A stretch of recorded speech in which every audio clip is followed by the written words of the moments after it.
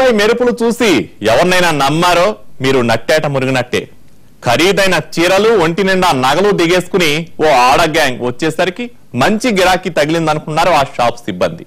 గంట సేపు షాప్ అంతా కలిగి తిరిగారే గాని ఒక్క చీర కొనలేదు. మూడో కంటికి తెలియకుండా ఘనకార్యం చేసి వెళ్లారు. సీసీ కెమెరాలో రికార్డైన వారి చేతి ఓటాన్ని చూసి ఖాకీలే కంగు తిన్నారు.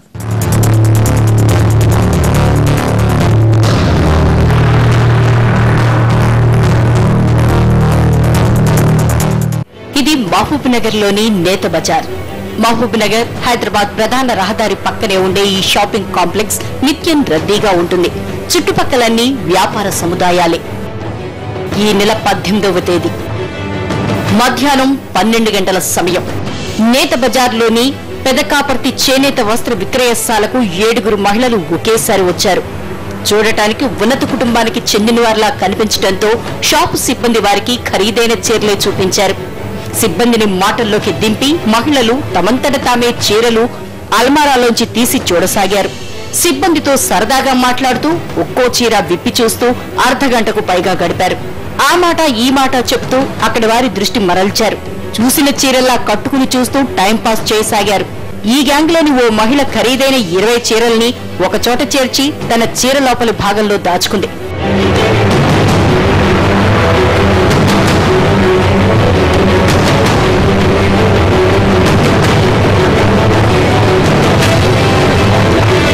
షాప్ సిబ్బంది యజమాని కళ్లుగప్పి బాగానే మేనేజ్ చేశారు.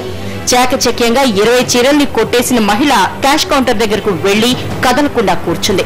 పథకం ప్రకారం మిగతా ఆడవాళ్లు ఒక చీర పట్టుకుని షాప్ యజమానితో బేరం మొదలుపెట్టారు. 8,000 రూపాయల చీరను 4,000 రూపాయలకు ఇవ్వాలని కోరగా యజమాని కుదరదన్నాడు.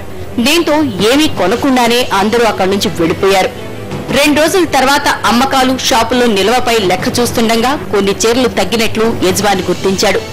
ఏం జరిగిందా అని సీసీ కెమెరా ఫుటేజ్ ను పరిశీలించగా అసలు విషయం బయటపడింది. ఆ విజువల్స్ పట్టుకుని పోలీసులకు ఫిర్యాదు చేశారు షాప్ యజమాని.